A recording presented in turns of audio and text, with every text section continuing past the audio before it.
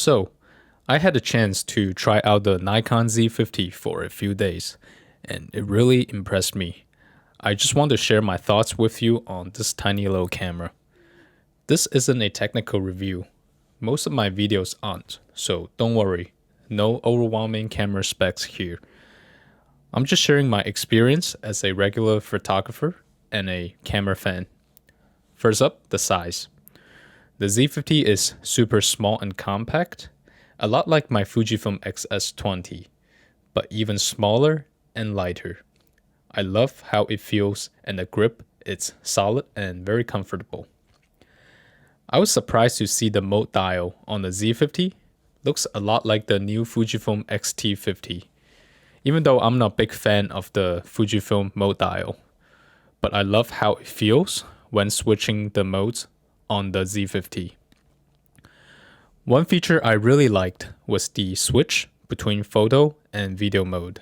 It's super handy. For example, when I was taking pictures of an airplane and all of a sudden I wanted a video of it landing, so I quickly switched the modes and I was able to get both the video and the photos. Same with the boats on the water. This switch made it super easy to go from photo to video. Unfortunately, my Fujifilm X-S20 doesn't have this feature. It only has video mode on the main dial. But the X-S20 does have a cool lever to open the hidden flash. So that's pretty cool.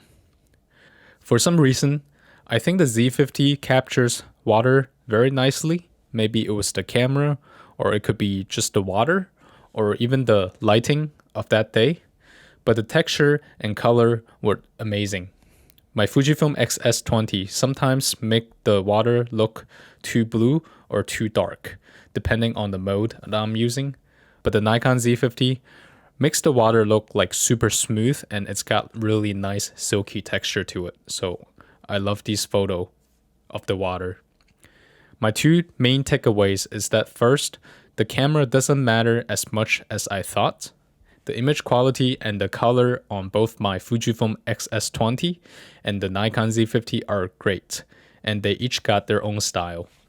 The Z50 matches my full-frame Sony a7 III in a good lighting day. Even as it got darker, the grain and the color on the Z50 were still nice, and you can still see a lot of sharpness in the photos. Second, using a telephoto lens is really fun. The Nikon 50 to 250mm lens offers a whole new level of zoom compared to the 70 to 200mm on my Sony that I used before. I could get so close to the airplanes in the sky, and the background blur was very beautiful.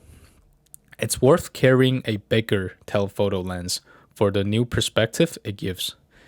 The Nikon 50 to 250mm isn't even that heavy thanks to its plastic construction, in a good way. It fits very nicely in my Peak Design Sling 3-liter bag when not used.